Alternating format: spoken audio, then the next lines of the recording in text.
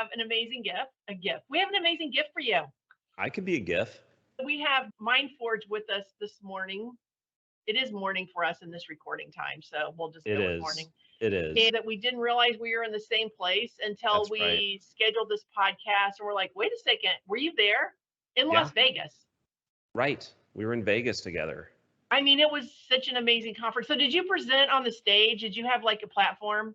I did not present last year at ERMI. So did you do a talk there? Or? Yeah, we did a talk. We had standing room only, and most people in the room were like, wait, what are they doing? Organizing all the data? Really? Right.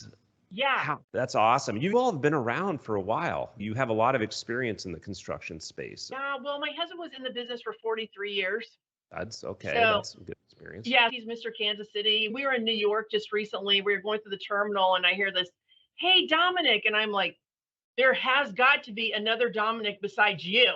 And no, it's someone that knew him. And I'm like, oh, you cannot get away from your legacy. And then I come from real estate. Hello, there's a problem there too. There is. Yeah. But in real estate, you go to jail if you don't have your documents in order. That makes sense. So that makes it very important. Construction, I mean, there's some potential jail time there too, right? But you have to get caught. So it's because of trickery, dickery, and doc. Usually you don't really run up the clock. Right. Try to catch me if you can. But when everything's organized, it's pretty clear exactly what happened. It's the documentation thing. I mean, there's still a lot of paper out there, right? And is that where you're really disrupting kind of those traditional workflows? No, actually, it's the digitized information that's out there that's incomplete and unorganized. Whenever it was paper, you could like look and say, oh, I'm missing this. But with the digitization, you don't know what you're missing. So you're bidding and you're hoping, and then I was looking at your website. So the risk is a lot of rebuilding. Whenever someone has to rebuild something, it's because they didn't have proper documentation in the front. And so then they have to rebuild, and then their company, is at risk for who's going to cover the cost of this. I hear it a lot. I hear we have data, it's disparate, and we don't know how organized it is or what we're missing or so that's super important. Yeah, what you're missing. Okay, so your background, weren't you in insurance also? Well, so I have a kind of a strange background. I grew up around insurance. So ERMI is a family business. My father is the chairman of ERMI. He started ERMI 40 years ago. He's worked with Jack Gibson very closely. So I grew up around risk management and insurance and construction. But then I took a kind of a right turn or a left turn, whatever turn it is, and I got into film production for 20 years. Still have a video production company called Hotbed Media. We do corporate films, advertising, training stuff. But then about 9 years ago, I decided to get back into the family business and worked with ERMI for a few years. And then the concept of, we weren't calling it Mindforge at the time, but the concept of trying to engage that craft worker with more information so they could do safe work, better work, that idea came up. And then my father and I, we decided to run with that idea about 6 years ago. And that's really what started Mindforge. But that's a little bit of my background. I kind of took a turn into media for a while. And you know what's amazing is how it always works together. Right. I mean, my first job was at Kmart. I was a blue light special queen. And so they had the phones on the wall, and I had a script that I had, and no one else would do the blue light special. So I'd be like, attention, Kmart shoppers. And I would look at the script, and I'm like, that's stupid. Anyway, so today, and I would do these like crazy blue light specials. And then the phone would ring, and it'd be the front counter. They're like, did you follow the script? I'm like, you're the improv. Do improv. So, do you feel like that served you today? All those experiences do, right? Yes, I know. That's what I want to tell the youth. Like when they're 17 or 18, what are you going to do the rest of your life? You should go to college and you should get a degree in, I don't know. No, go experience the world and then find out what you want to do, because who knows? You don't know. You don't know where you're going to end up one day going, but the media thing paid off for you. Look at what you're doing.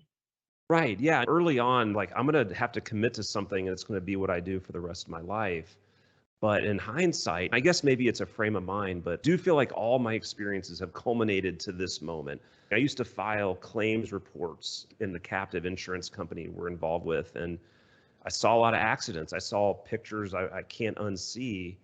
that experience to the media side and being involved with technology, it's kind of fun how it's all culminated in what we're doing right now. I want to try to impact and help those folks in the field stay safe, you know. Yeah, I mean, that's what it's all about, the workers. And I mean, alcoholism is such a risk. Divorce is the highest in construction industry than any other field. It is, Because I yeah. mean, you know, my husband, the subcontractor, he was the master of writing a magic carpet with no controls.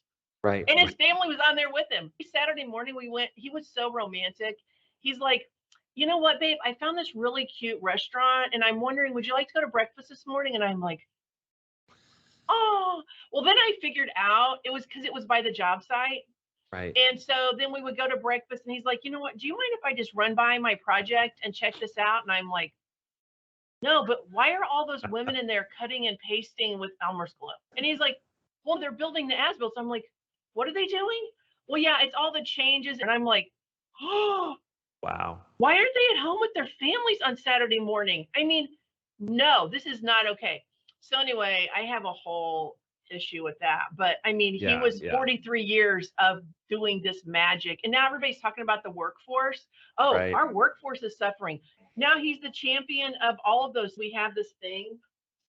Yeah. So I made him a bobblehead. It's broken, but but it's really cute. So he's the bobblehead of the industry, and then his cape is my smart plans. I like it. Is that awesome? Super cool. I like that. Like, hello, people. We have a superhero that has returned to the industry to impact. Yes. And with everything that you're doing, what a blessing is that? Oh my I hope gosh. so. We're trying to make an impact. We're starting to see people adopt the system. Really, at the end of the day, it's about our mission is to empower that frontline workforce with information and knowledge. And what does that really mean? What does empowering mean? It means giving them the skills they need, the knowledge they need, the day-to-day information they need, motivating them, providing them your company values. What's the culture of our job site? What are the guardrails we have around safety and quality? And being able to stop work. If we can provide them all that, then we're preparing them to do work. I would love to hear what you all have to say about this, but at the end of the day, when it comes to delivering work, and that's what contractors do, right? They get hired, they have to deliver work. It comes down to these moments where the field workers are making decisions, little decisions all the time, all day, right? And it comes down to those decisions and how they make them. And how do we prepare them to make those decisions? And the culmination of all those decisions across the day are what lead to a good project, a good delivery, right? Yeah. So yeah, I mean, that's what gets us excited every day is how do we help the contractors we work with prepare their field so that, and it could be as simple as today we're meeting over there, or today we're dealing with these conditions, or today this equipment's going to be on site. It's little pieces of information like that. Or it could be how to operate this particular lift because it has a quirk, right? Yeah, yeah. It's those little bits of information where if we can put them in the hands of the field, they'll be ready to make choices given all the information, right? Yeah, yeah. So well, anyway, the lift thing is hilarious because my husband, we bought this building, and because of his history, he's like, oh, we have to put some gold. I don't even know the fancy stuff. I'm like, okay, but I got to rent a lift. And I'm like, rent a lift? I mean, how long has it been since you ran a lift? Oh no, Shelley. Seriously, do you really think you should do this? Right. Oh, yes. Me and Mike, one of our key employees that's been with us from day one, which is now 17 years, he is like, you know how you have like one of those stellars? That's Mike. Nice. So anyway, they went ahead and did it, and I got a phone call. You being from the insurance industry would understand. Hey, Shelley, we had a little problem. I'm like, what could be the problem? You're still alive because I thought you were going to fall out of the basket. Well, Right. when the basket turned around, it went down instead of up. And so I landed on top of a Mercedes and crushed in a lady's roof. Oof, that's fun. You know what it's like to be a wife that says, I told you so? I mean, it's, the thing is you get focused on a task, and if you have a ton of experience, you're like, hey, I can do this. It's not only construction. I have a good buddy who does lighting in the movie industry. So he's an electrician, and they're up on trusses. They're doing a lot of work. And there was that moment where you're like, I can just reach over here and do this. right? Mm-hmm. If I just do this, the job is done. No matter how much we know, we're tempted by that. So you were trying to remind your husband, hey, remember, this is kind of a dangerous activity. Hello. And we all need those reminders. There's sometimes a feeling like, hey, I've been doing this for a long time. Yeah. I know what's going on. They call it the availability heuristic. If we're not presented with information frequently, we don't use that information to make choices. So a lot of what people are using Mindforge for, we have a message center where you can send out day to day, just in the morning, a little message that hits their phone. Hey, today, remember, we have a crane operating overhead, remember, or hey, let's remember to tidy up our site. Just little reminders to help people, like the tasks we're doing today, let's remember these things. And it's not about, you don't know what you're doing, it's just little reminders, right? Yeah. Some people could say nagging, but we see superintendents, safety folks as a team, like they got their people's back, right? Yeah. We talk to subcontractors all day long. And a lot of times they Yeah. call in and they're mad because they can't get on the system or blah, blah, blah. We're like, we understand you're suffering from PTSD from the industry because all the Yes. other systems are just nightmares and you're responsible. So we just, first of all, listen to them like, we hear you, we appreciate you. And then we walk them through the system. We say, well, we just want you to know that we're the only audit ready solution that's in the market. So everything that you see is a third party custodian. So nothing's changed behind your back. You're okay. Everything you're doing is a great job. And then we send them gift cards to Starbucks. And we just say, hey, you know what? You did a great job. We really appreciate you. And you would be amazed what $5 does. Oh, These wow. people are just like, wow, okay. We don't even know you. We're like, no, but we know what if you're in the industry, your stress level is a 10 because the responsibility is so great. They're responsible for the earnings of their family, but don't miss what God already gave you. And this industry will steal it from you. It's all consuming. It's the project. There's a timeline there. It's so complex. There's so much at stake. I mean, yeah. So yeah, there's a lot of stress there. It's interesting to hear your approach there. What are your thoughts about adoption? Like, how are you working with subcontractors to gain adoption? I mean, that's such a huge issue as you were kind of touching on there, just getting people bought into utilizing the software. What's your secret? Yeah. Well, our adoption rate is high, but Right. our challenge has been, general contractors, they have this business model that a lot of them sue. They're making their profits suing the government instead of building what they're supposed to build. Interesting. So that's why I was interested in meeting with ERMI, because whenever they're doing the captive insurance wrap up, we already have the wrap up done. Like, here's everything you need. There's nothing to wrap up. It's done. Because every time we go to a project, they say, can you? We're like, okay, so we're getting ready to start Miami, a big project there, $8 billion project. Nice. We're collecting all data when they register, preparing for litigation.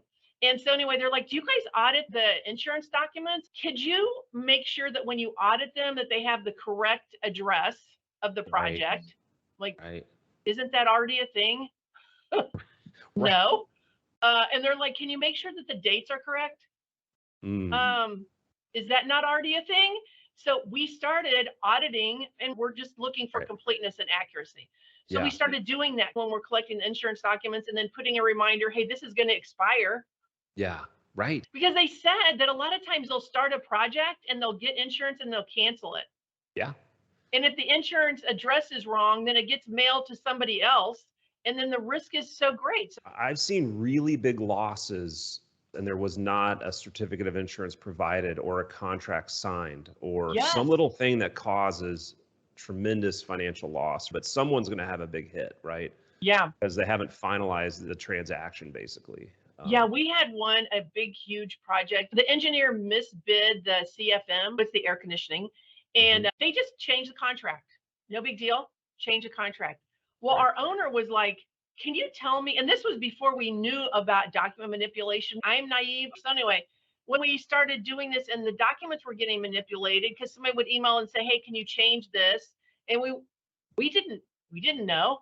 Yeah. And so now we're like, we're gatekeepers of all the data. We're not doing anything unless the owner knows. So they changed the contract. It was a $10 million change order that they just changed. They just changed. Yeah. Yeah. And I mean, it's a huge firm, but it's just the way that they've been able to do business. Sure. And no one knows. This isn't a blanket statement, but size of firm doesn't necessarily mean sophistication when it comes to some of the controls and documentation. Yeah, A lot of yeah. times, even large companies, each project is like a micro company, and it could very well be a small contractor. You don't see a big difference between a job with a very large contractor versus, maybe they're nationwide versus a company that works regionally. Sometimes they look the same, right? Which is fascinating to me. I don't know. I kind of assume differently, I guess. I did too. Well, anyway, this just happened. This is so funny. So this large company, we did a huge project with them, transformed the project. I went in and met with them, and I'm like, hey, we can help all of your projects. And they patted me on the shoulder. Literally, I was the only woman in the room. They're like, honey, you can handle all our business. And I was like, I did the whole shoulder drop. Like, I just was like, excuse me. Did you not know I worked at Kmart? But anyway, but this guy worked for that company. He goes, oh, the difference between us and any other industry is our leadership. I go, really? How does your leadership feel about women? Oh, no, they support women. I said, let me tell you what just happened at your headquarters. And we built your headquarters. Right. We have all of your clothes. We had everything at your headquarters, yet they couldn't see a way to go forward with me because of my what? I don't know.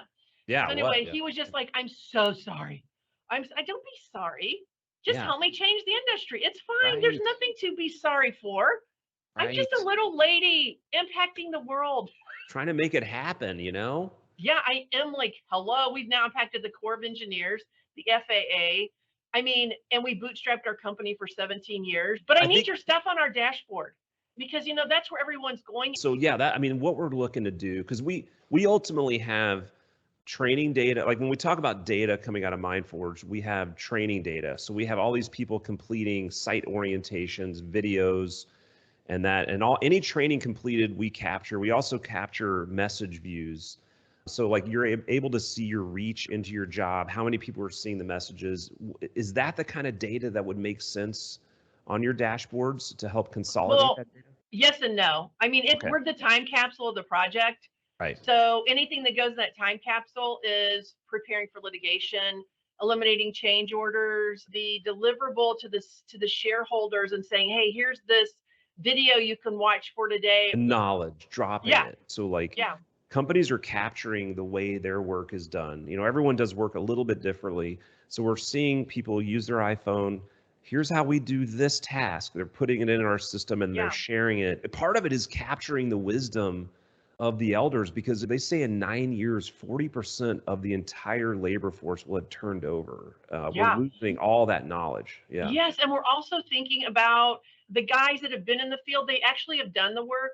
Well, now a lot of the people that are the general contractors, they've never been like in the field on a day that it's 20 below zero and your fingers are numb and you're still out there working. It is. That is so critical. You have to know. You do. Yeah. Experience. A lot of construction leadership is coming out of universities, right? Which is great, but sometimes they're going right into those leadership roles without the field work, right? Yeah. I'm going to be speaking at the AGC convention here in Vegas coming up. I'm going to be on a panel and we're talking about how there's young workers going into the workforce where they just don't have the basic skills, right? They might be on their road to an apprenticeship or getting their trade, but just the day-to-day, you go to business school, but do you know how to write an email? You know what I mean? Yeah. Certain things that aren't taught in school or in the apprenticeship programs, you just got to learn, and who's going to teach those folks? So they're talking about, we're going to have to do training that is very basic and very specific around how to operate and work on a job site. Well, and I think the thing that you can bring to the table is that, because they're all complaining about workforce, I mean, they're all out of business. Like my husband's company of 43 years legacy, third generation. No, he's not there anymore because of what a general contractor decided. He could not defend his contract. So they just kept changing, and the project was bonded for $1.5 million. And when he came home, he's like, now I got to talk to you. I'm like, what are we going to talk about? Talking about a lot of change orders and destruction. Yeah. Yes. And it's hard to hold on the line. Job site and saying, hey, go ahead and do that. We'll catch you up, or we'll pluck the chicken on the next job. There's all these terms. That isn't working. Self-governance is not working. No. So redefining, regrouping, realigning the profits from our general contractors that hires is about 20% more because of the efficiencies that we bring. If we don't change the specification behind the owner's back, because that's what we catch. Right. I think being front and center is the best way. Have everything documented in the open. In my video past, we had something similar. We had a lot of change orders, we had a lot of documentation, and that's what would hurt us, right? Like if we couldn't hold the line with these changes. I was thinking as we were talking, one area we do have these job site messages that go out to the field, reminders about safety. That data as a kind of archived, this is how we communicated to the job could be interesting because it does show that contractors have actively given information to the field about certain risks or about certain activities, so that could be an interesting. Well, I think if they teamed that up with Starbucks and said, hey, enjoy a cup of coffee tonight instead of have a shot of whiskey when you get home. But it's just like there's a way to reward them for their good behavior. And all of us like, rewards. Yeah. Hey, Starbucks, you're going to partner with us and this is what you're going to do. And we're going to change the world. And I mean, the CEO is getting ready to retire. So this might be a good time. I like it. Well, I'll give him a call. I'll shoot. Yeah, let him know. Would you like to be on my podcast, sir? Yeah, I'll hit him up on LinkedIn. I'm sure he'll respond. Yeah. Anyway. Yeah. Okay, well, anyway, I'm going to let you go. Let's follow up the conversation and let's just keep moving and let's do it. Let's stay in touch. Thank you so much for having me on today. I really enjoyed the convo. Looking forward to more. So I'm like, let's go change the world. Let's do it.